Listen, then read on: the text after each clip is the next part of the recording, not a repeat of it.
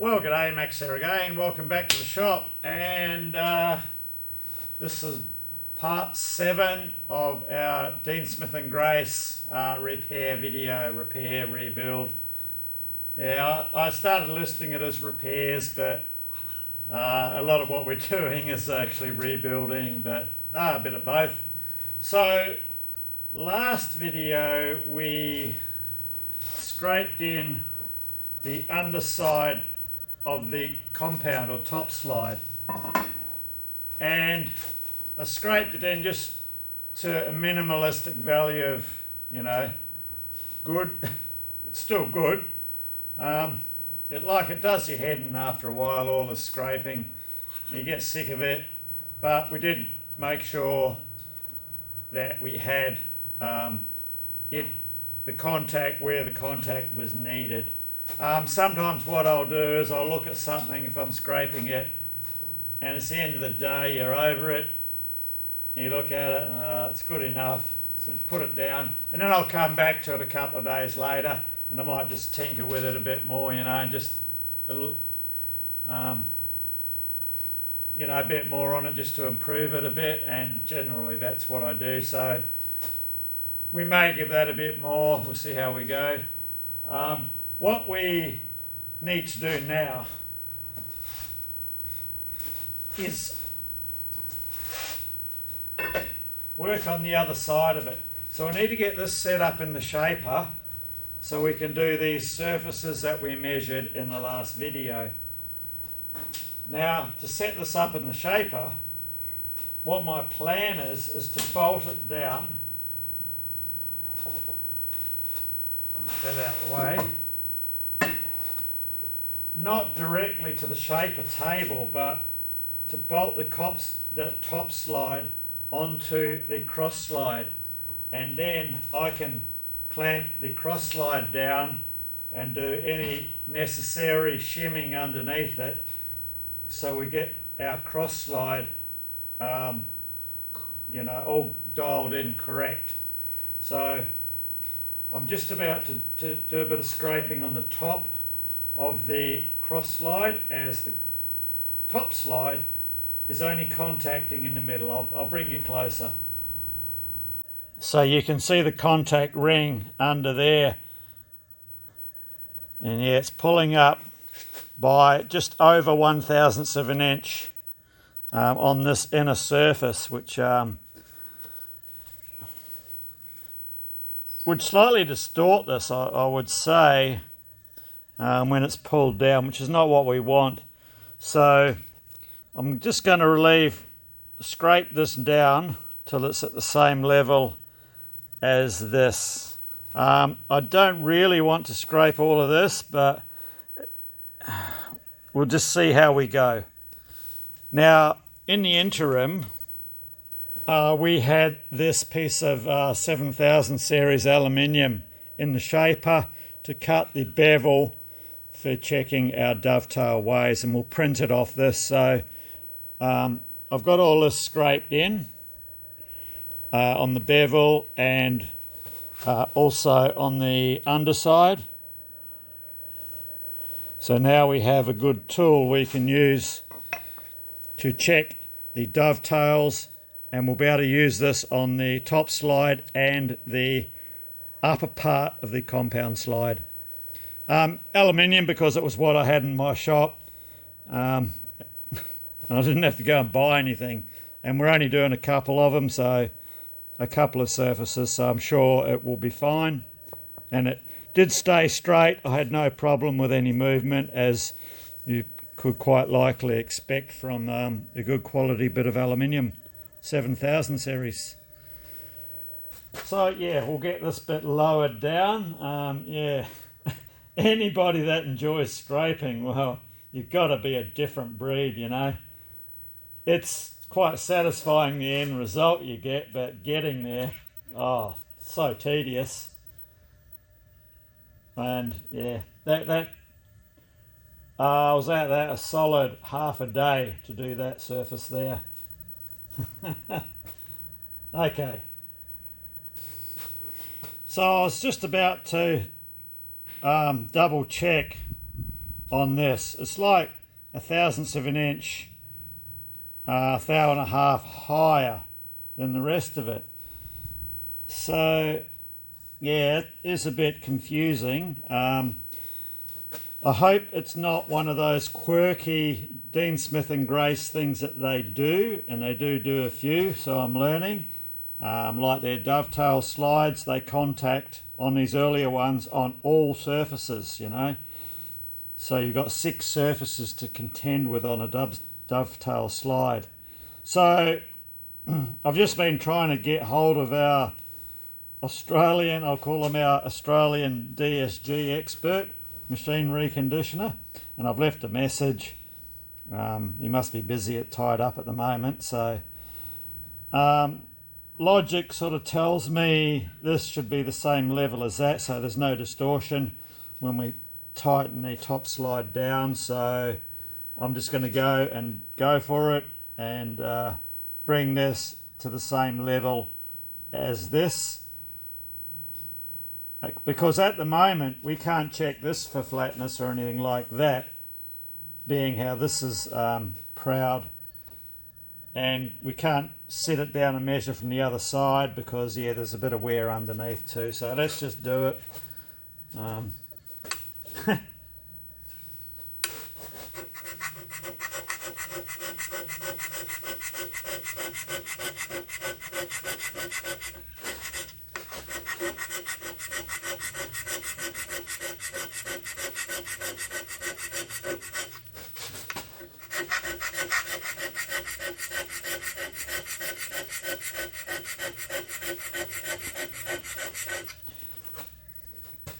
You don't want to sit here and see me scraping for hours on end, so I'll do this, get the scraped in off camera, and bring you back when we're at the surface plate for a final print.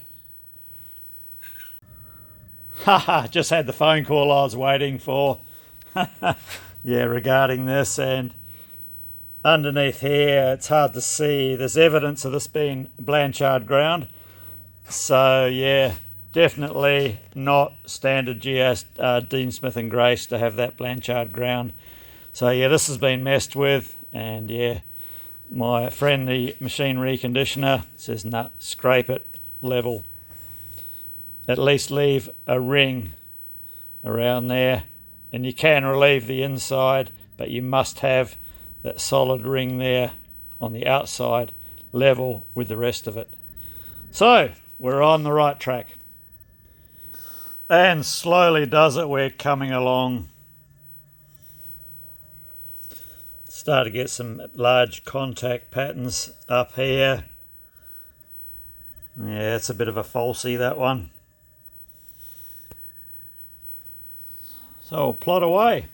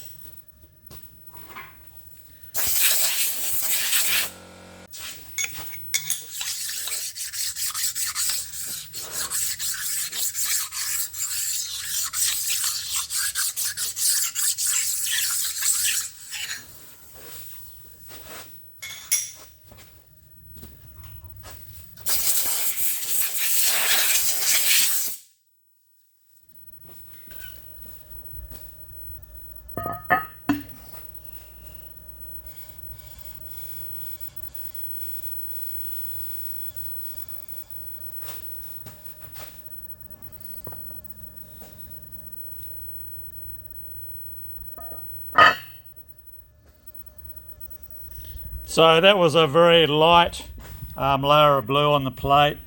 So at least it's minimalising the false smears. So a way to go yet. Just quickly pop back to our dovetail edge that we have here.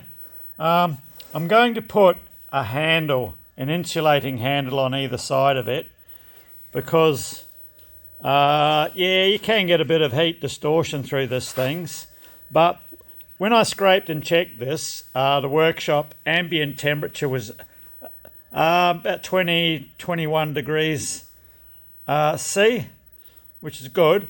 And I did check this in the afternoon where the ambient, everything was 30 degrees C, so 10 degrees higher, and just reprinted it, and no significant change or anything like that.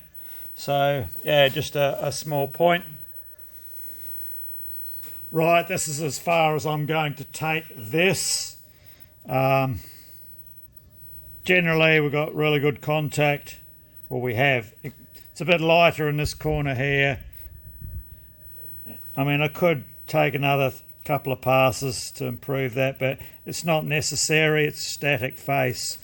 Now, the problem that I did have, I'll come in from a different angle, and I'll just clean a bit off here with a rag, is I didn't want to diminish any of these degree markings. I had to be very careful. So that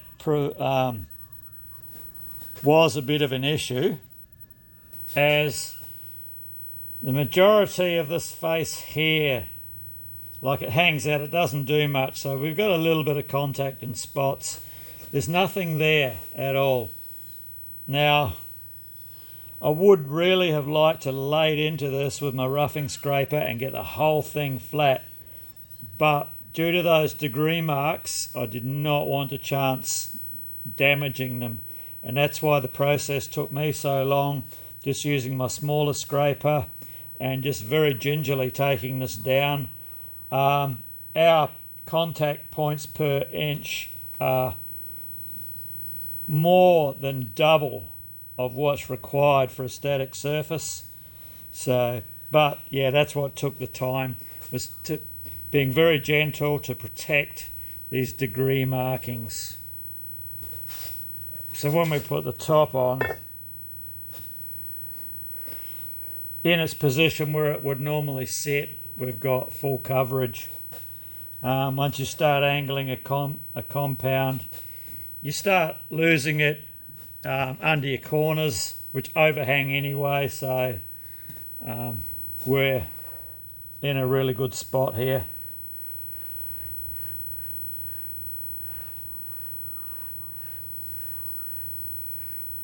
They're hinging quite well on top of each other as well, so yeah, beautiful.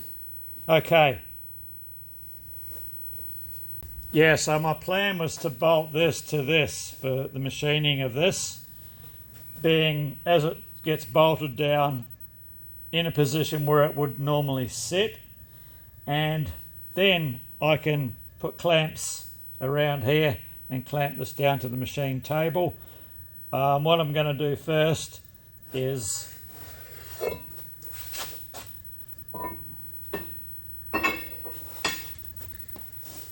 we'll head back over to the surface plate and we'll do some investigation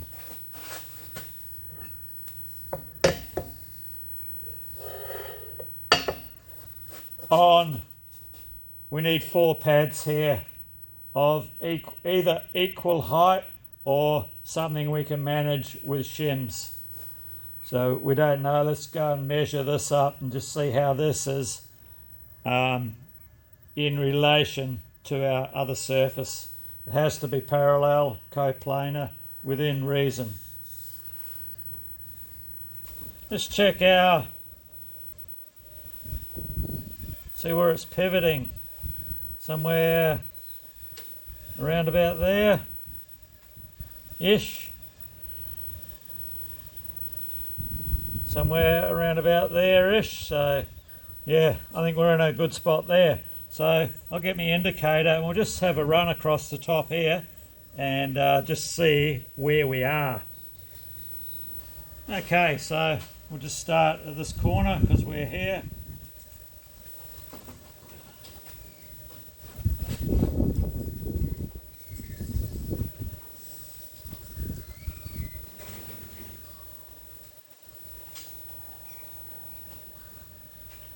We'll call that 0-ish. Oh, there is light.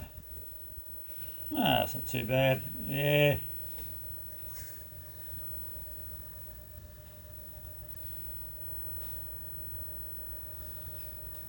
There is like a bit of a variation when I do go across. Okay, we'll call that spot there 0.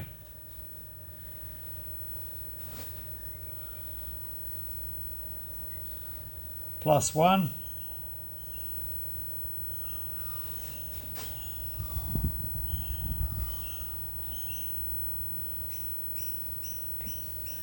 +3.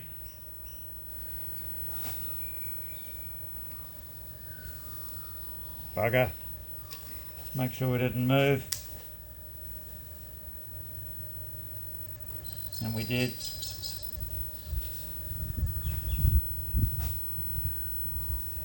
Yeah, +3.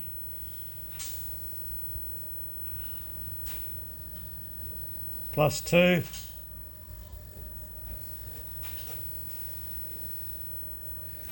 +2. We're 0 there, and it drops off -1 there.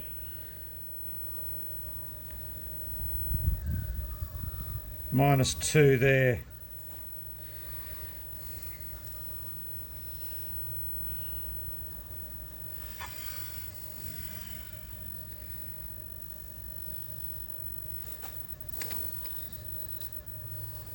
Just make sure we're still on 0 there. We are.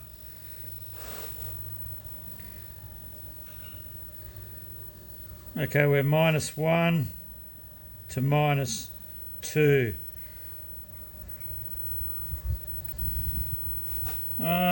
+2, +1,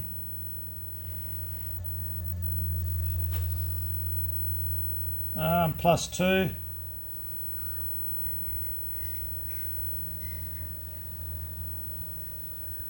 +1. So we've got a 4th hour 5th hour variation overall.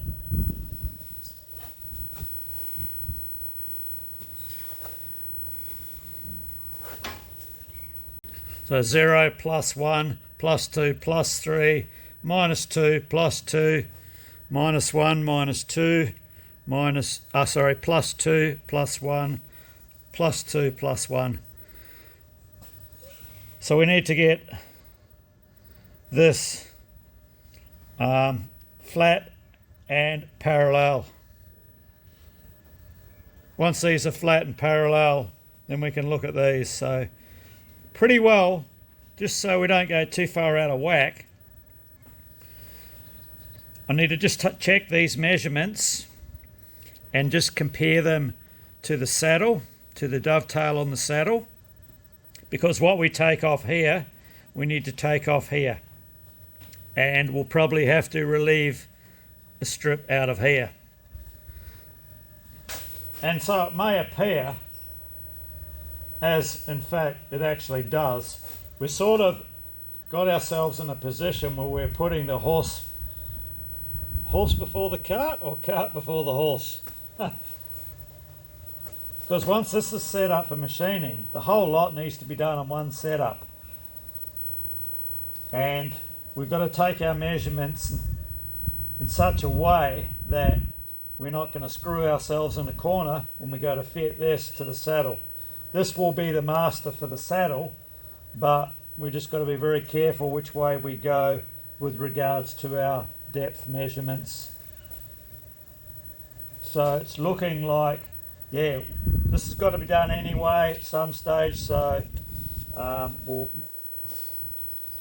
just have to do it now, because yeah, I don't want to change my plan of how we mount the compound slide for machining. I want it mounted with its original mounting hardware in its original location where it would sit on here.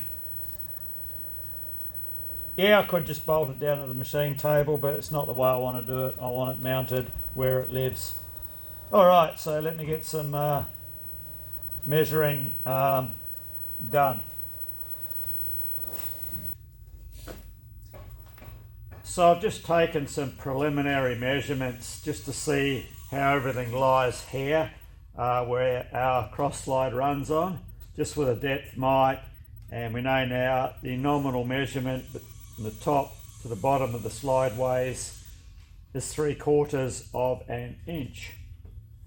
Now, always got to keep in mind this cross slide runs on all 6 surfaces. It's a DSG thing. I think their later ones just ran as per standard cross slide, you know, bottom and the angled edges and clearance on the top, but these run on all surfaces. What we've worked out through our depth mic measurements is the front lower way is 2/1000ths of an inch lower than the rear one. So that's something we have to keep in mind when we go back to machine the underside of the cross slide. Now, the only safe places we could take those measurements were at the very extremities, where there's least likely to have any wear issues going on. We did discover a bit of a hollow here, but it's probably a hollow, but you can't tell for sure because you're not going to get an accurate measurement of here to here and compare it to here because of the wear.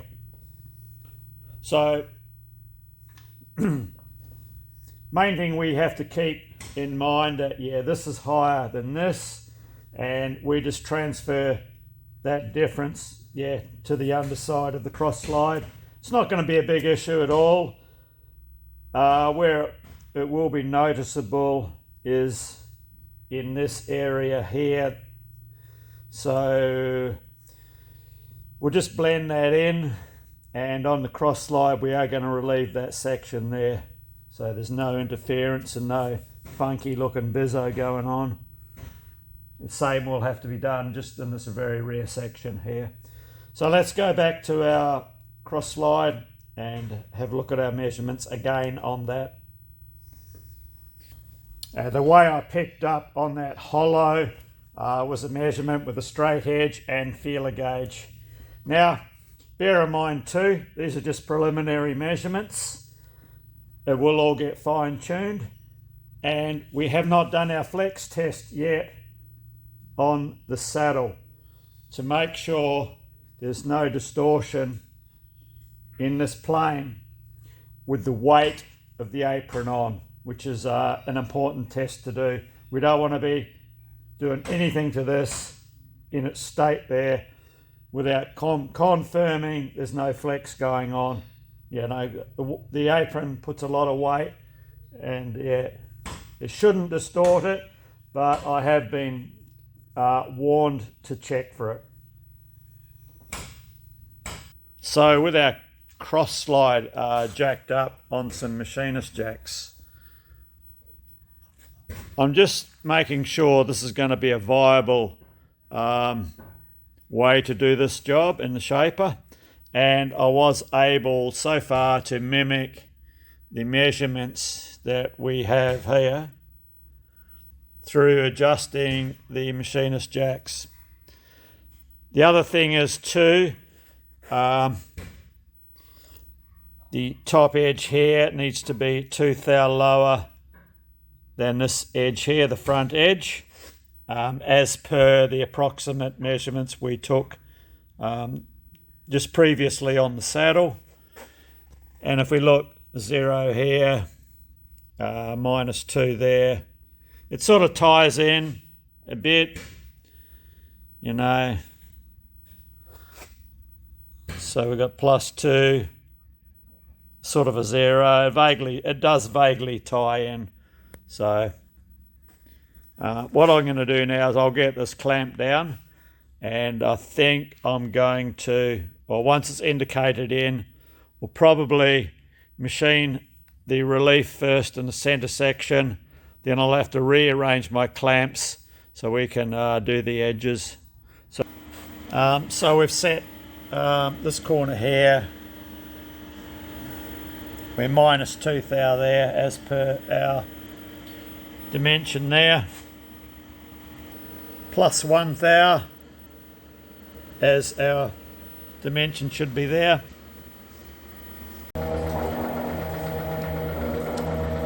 So we'll hop over to the other side now.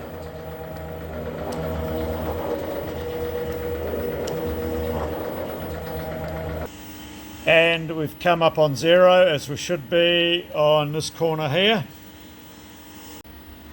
And close enough to minus 2 in this corner here. Yeah, the light's not going to be friendly.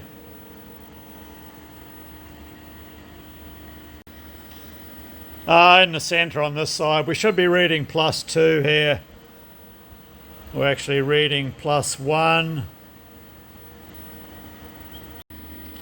And our reading in centre on the other side, we should be reading plus 1.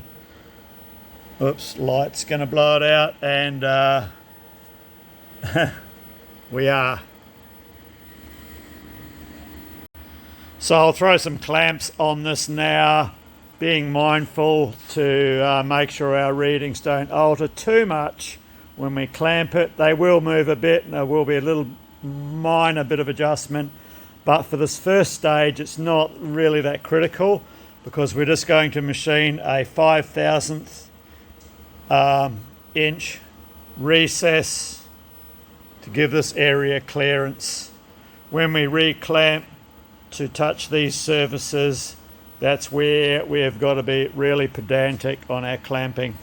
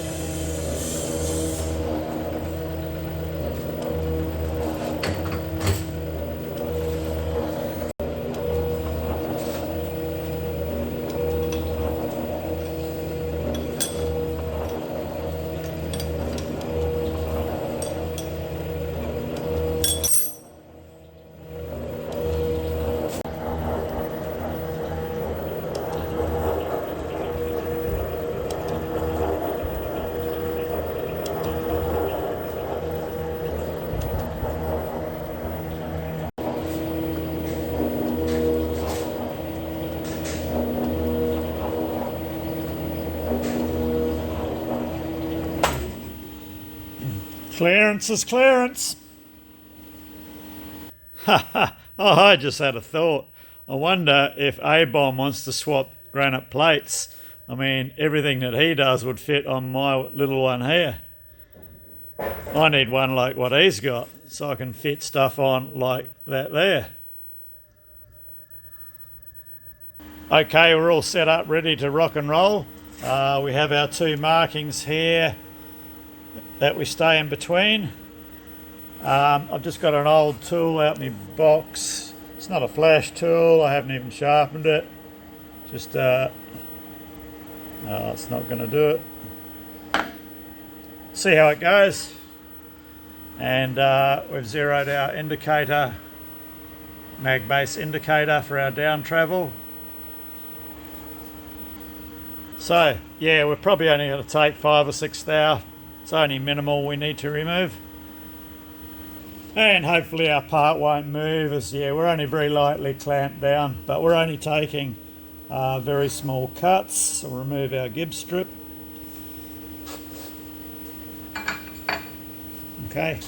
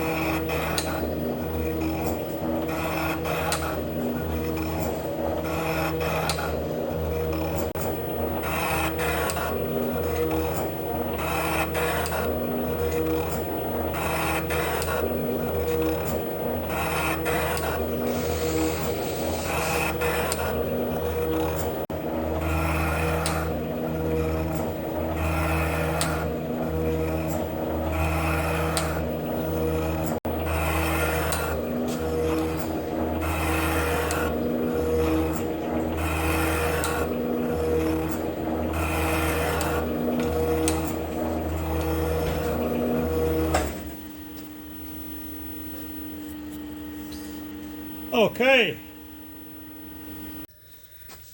Okay, let's have a look.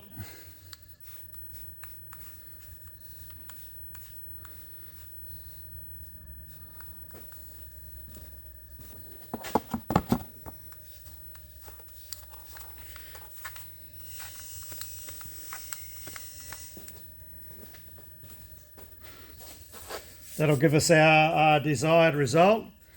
Now, bear in mind the nut sits here for the thread to operate the cross slide. So we've lost 5/1000ths of an inch of hair, which will affect the height of that nut. However, bear in mind these will all come down too, so our 5/1000th hair will slowly diminish, and the thread on the threaded shaft, the feed shaft, is a square thread. So it's a square thread has the ability to have that bit of vertical play, where compared to an Acme thread, not quite the same animal.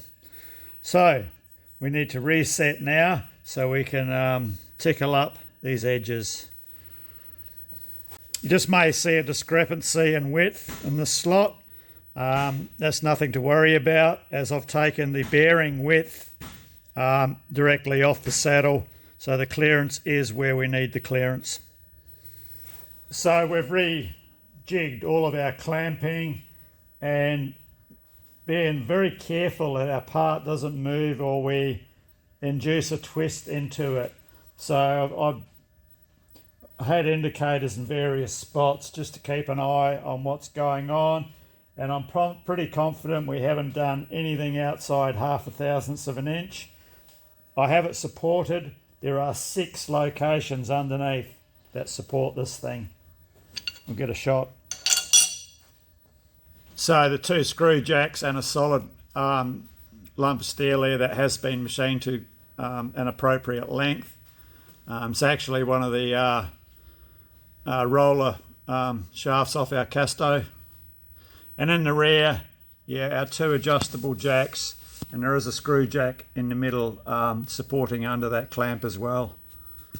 So hopefully everything is going to work out.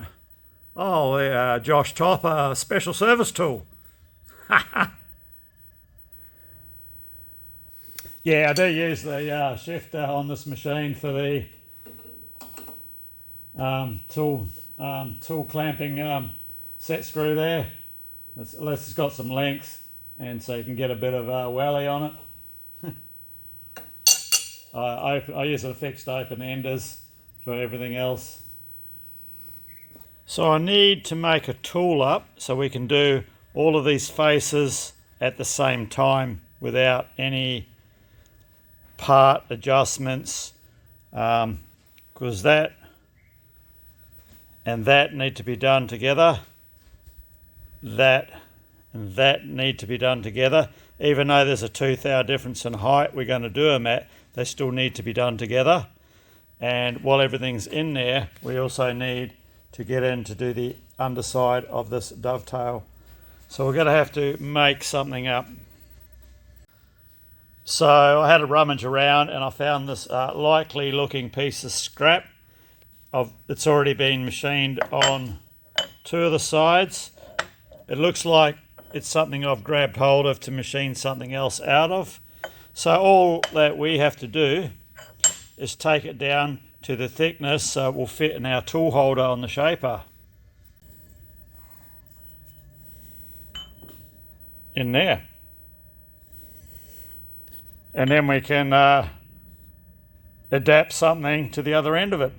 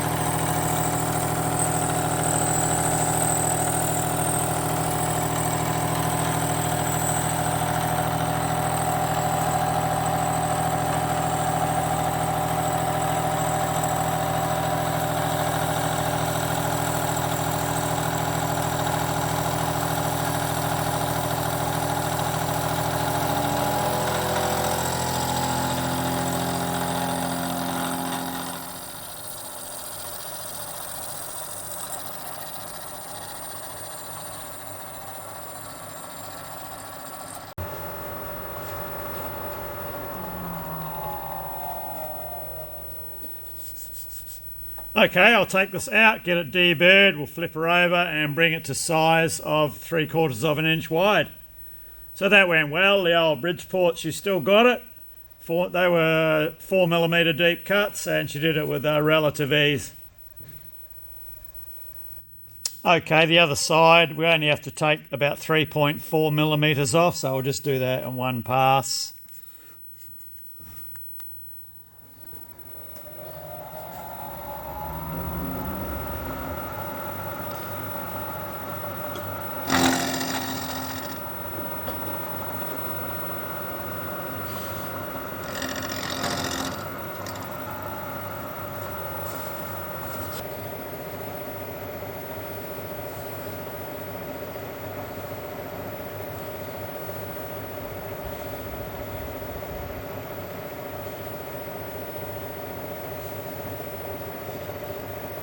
About that should do it.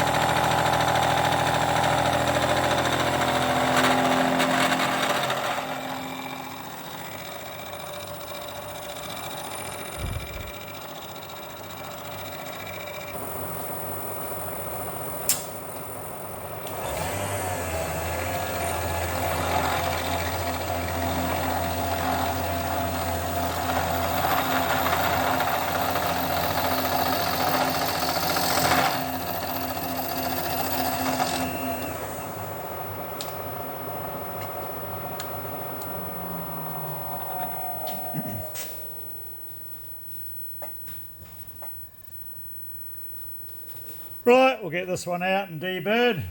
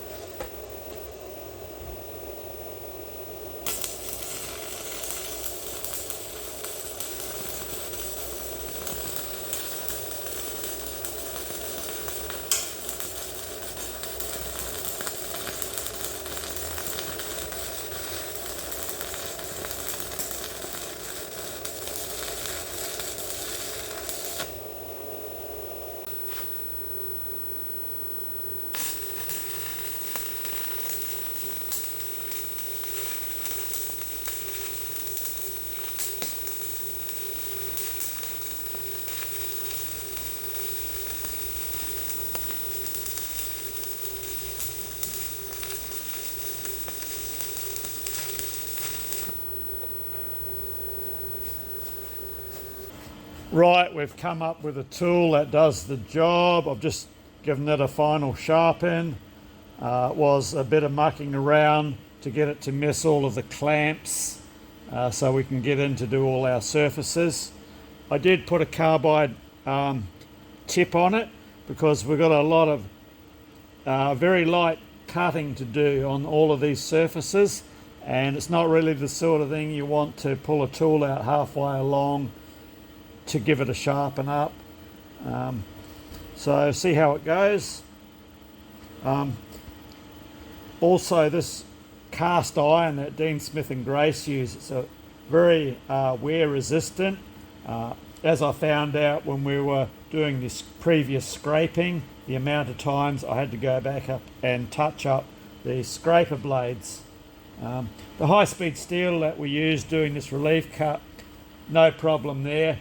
But, you know, that was a 5 thou deep cut, and we're not going to be doing cuts to that depth on here. We're just going to be rubbing away at the surface. So, yeah, hence that's why I wanted to go the carbide tip. So we'll call this tool Plug Ugly because that's exactly what it is.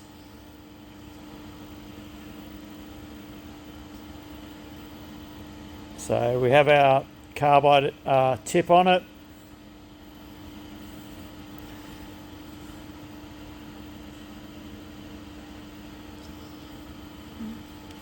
Looks like something out of those machining videos from Pakistan. But it will allow us to do, hopefully, everywhere we've got to go. So I'll get the set back up and bring you back. Okay, we'll come down till we touch off and set our dial indicator.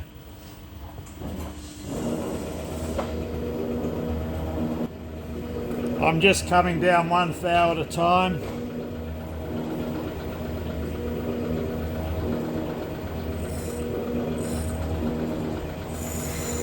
There we are.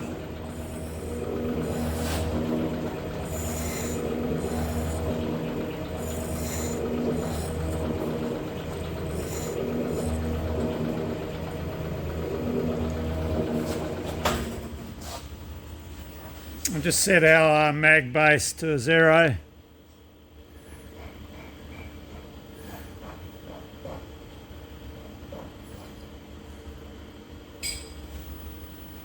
Something like that. And we'll come down probably 2.5 thou.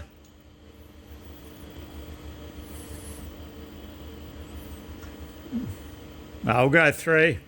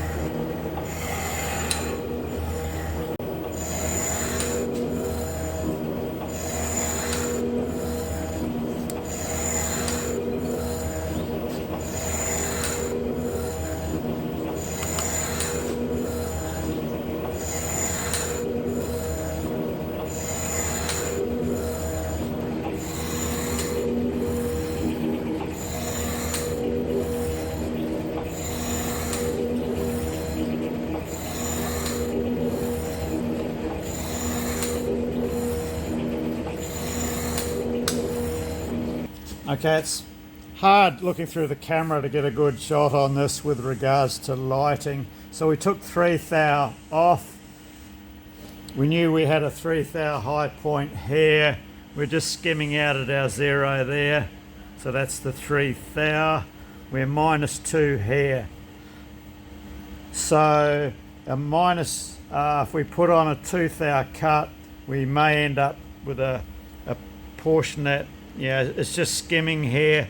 So we'll put on a 3 thou cut. We also have a -2 over the other side. Over in this corner here, but we're going 3 thou lower.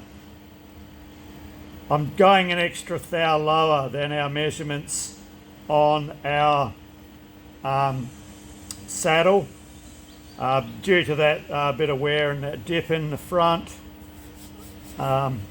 Although this is the rear, it will bring the front lower. So we're going to go an extra thou. So I'm going to go an extra 3. Yeah, we'll take a 3 thou cut. That'll give us a full clean up on here. Yeah, that should clean up this corner without any gangly bits hanging out the end, you know, because we take 3 thou, we've only got 2 there, so we'll do that. So we want 6 thou on here. Out there.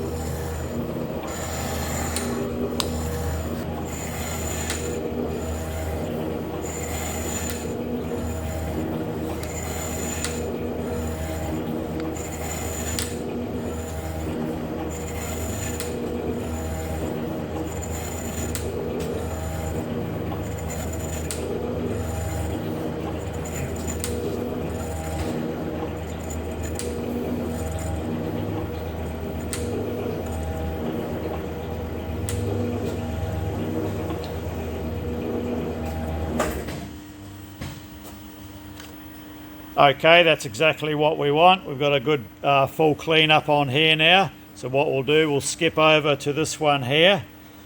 We'll leave our tool on the same setting and then we'll lower it 3 thou for a finished cut.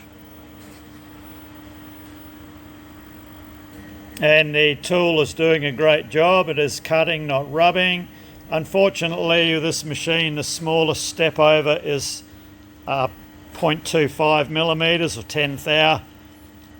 Ideally 5 thou would be great, but I'm not sure if that's something I can play around with at a later date. And the difference that makes when you do your initial rough scrape, yeah, she's getting through those machining ridges. It's well, you do it, but yeah, you feel it. We had a bit of parallax error there when I was looking at the needle not square on because the camera was there. We actually took 5 thou there. But yeah, it's all good. We still had our full clean up.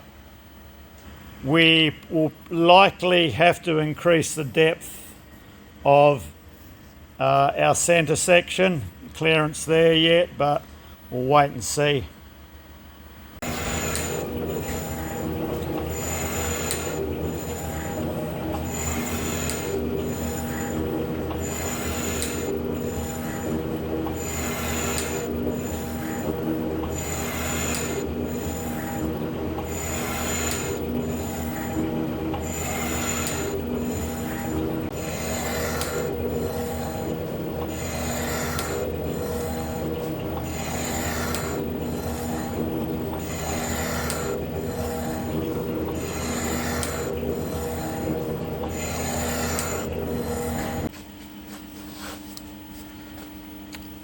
Okay, so far so good. So we could come down another 3 thou on this to get to our desired result. And that will also take care of that little corner where there's that -2 thou thing going on right there.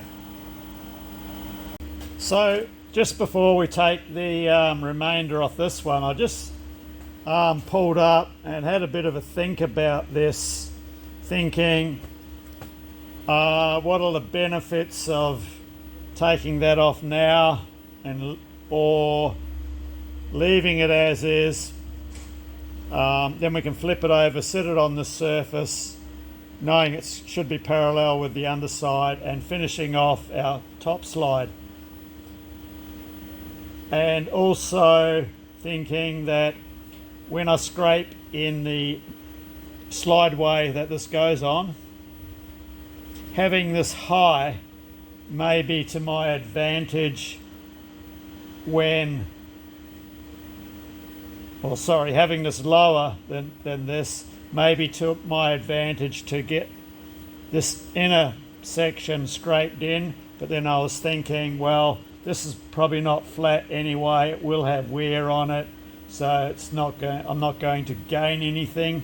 So I will go ahead with the original plan, take this down and then take our skim cut along here.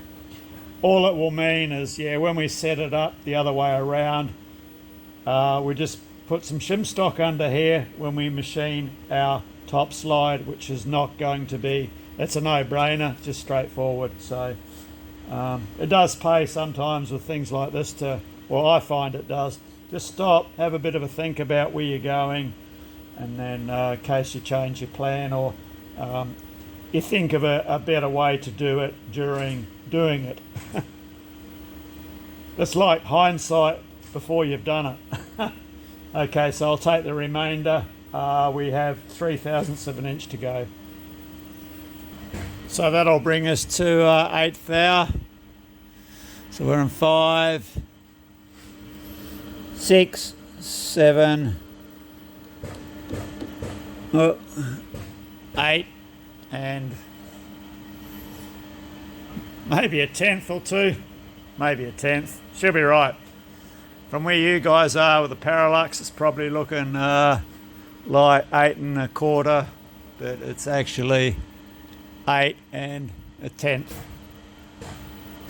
Yeah, just a hair past it. We'll just write that off to some random, maybe something like a G43, something mixed up in the system.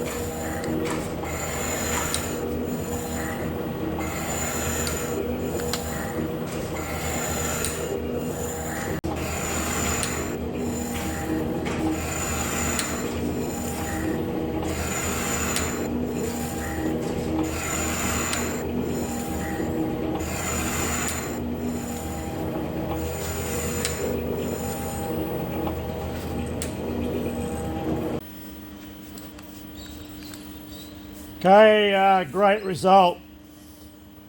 This tool appears to be standing up very well. Okay, well, all is well. Those two surfaces came out very well. Our tool performed absolutely spot on. So I think we're coming up on time. We'll close this one out now, and next video we'll be straight into doing the remaining surfaces of our cross slide. So anyway, cheers, thanks for watching, and yeah, hopefully see you next episode.